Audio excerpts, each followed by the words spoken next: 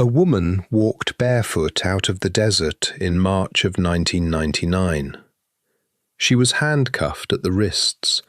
A collar was padlocked around her neck. She knocked on the door of a trailer belonging to a woman she had never met, and when the door opened, she said that a man named David Parker Ray had been holding her captive in a converted truck trailer parked in his yard less than a mile away. Her name was Cynthia Vigil. She was 22 years old. She was alive. The question investigators could not answer then, and still cannot, is how many women had been in that trailer before her. Law enforcement vehicles pulled up to a dirt yard holding a 40-foot metal trailer with no windows. From the outside, it looked like equipment storage, the kind of thing nobody in that stretch of desert would think twice about. Inside, it had been under construction for years. Investigators documented what they found. A gynecological chair bolted to the floor, fitted with custom-welded restraint brackets. A homemade pulley system mounted to the ceiling, metal spreader bars, a surgical tray, syringes. A two-way mirror on one wall, more than 100 implements catalogued individually by FBI agents. In the trailer, investigators also found journals, spiral notebooks with small, methodical handwriting across every page, each entry dated. And mounted to a beam near the door, a small television set and a VCR. Beside it, Ray had left a cassette tape with a label on it written in his own hand. Investigators played it. They noted its existence in the case file, logged it as evidence, and moved forward through the rest of the trailer. Ray had also, investigators found, built-in wiring behind the walls for hidden cameras. The soundproofing, thick foam padding layered across every interior surface, had been installed in sections, each section a separate construction phase. The trailer was the work of a significant portion of a man's adult life. That was the first thing the evidence established. The second was that David Parker Ray had not worked entirely alone. David Parker Ray was born in 1939 in Belen, New Mexico. His father, Cecil Ray, was absent for long stretches of his childhood and, by Ray's own documented accounts, physically brutal during the periods he was present. Ray was raised for several years by his grandfather in Mountain Air, a small town southeast of Albuquerque. School attendance records indicate chronic absences through his adolescent years. FBI psychological consultants who reviewed Ray's case files noted the combination of paternal abuse and prolonged social isolation. No formal diagnosis was ever entered into the court record.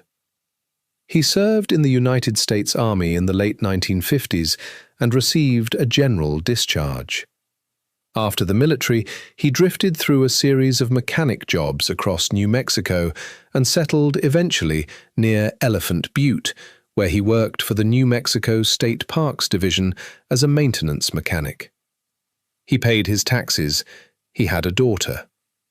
No complaint against Ray appears in Sierra County records before 1999, according to investigators.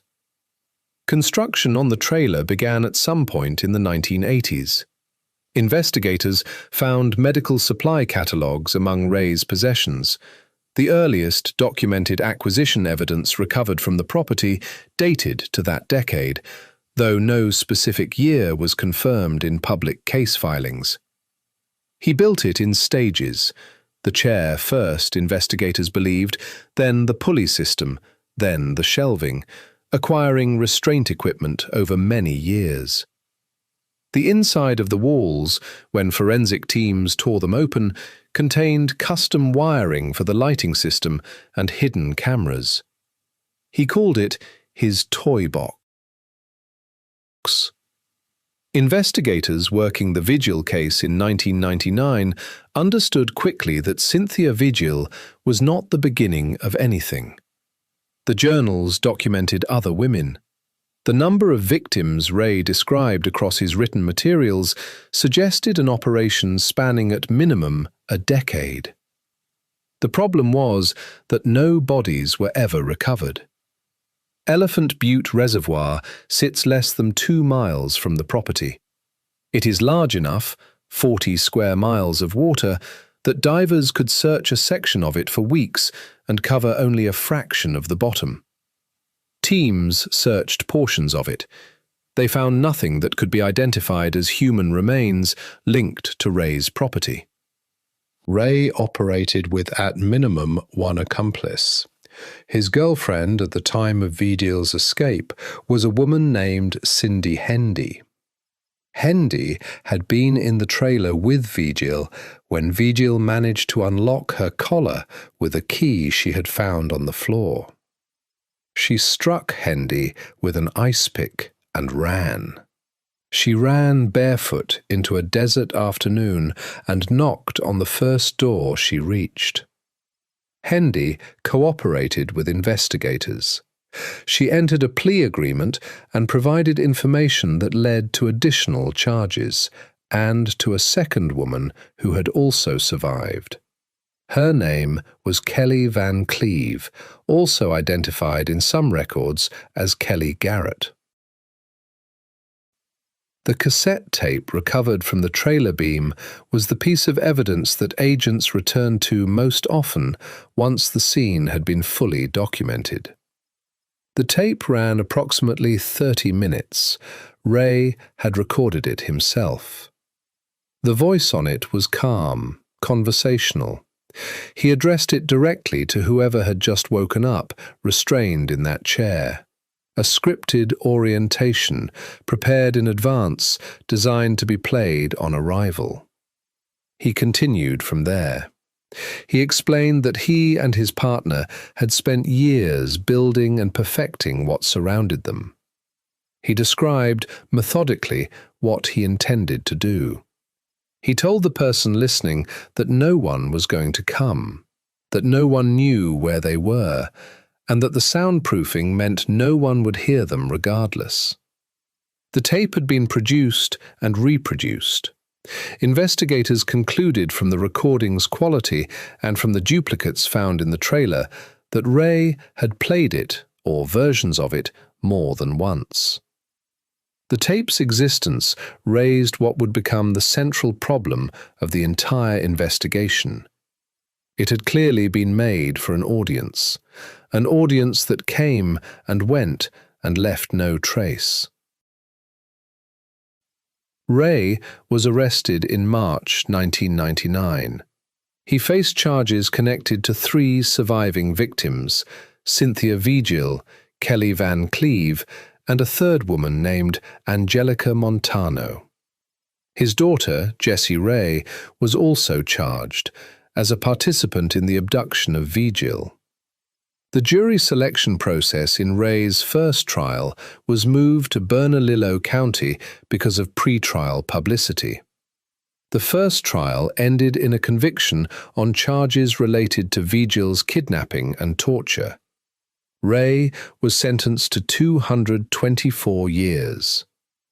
Before a second trial could conclude, before investigators could close the question of how many women the journals actually described, Ray suffered a heart attack in his cell at the Lee County Correctional Facility in May 2002. He died without a confession to any homicide. That left 3 competing explanations for the journal entries and no way to resolve any of them. The first, that Ray acted largely alone after Hendy's involvement began, disposed of earlier victims in the reservoir or the surrounding desert, and carried the specific details of those crimes to his death. Under this reading, the journals are records, incomplete, unverifiable, but real. The second, that Ray did not work alone in the sense investigators initially understood, that a wider circle of associates helped transport, conceal, or dispose of victims, and that those individuals, never identified, took with them whatever physical evidence would have confirmed the journal's entries. Hendy gave investigators what she chose to give them. What she withheld, if anything, is not part of the court record. The third sits opposite the other two, that the journal entries describing additional victims were not records of acts committed, but of acts imagined. Fantasy documented in the same methodical hand that built the trailer and recorded the tape, indistinguishable in tone from the real, because Ray, himself, did not distinguish between them. Investigators who work the case have consistently rejected this reading. No physical evidence has emerged to settle the question in either direction. The reservoir was searched, the surrounding land was searched, the journals themselves remain in federal evidence.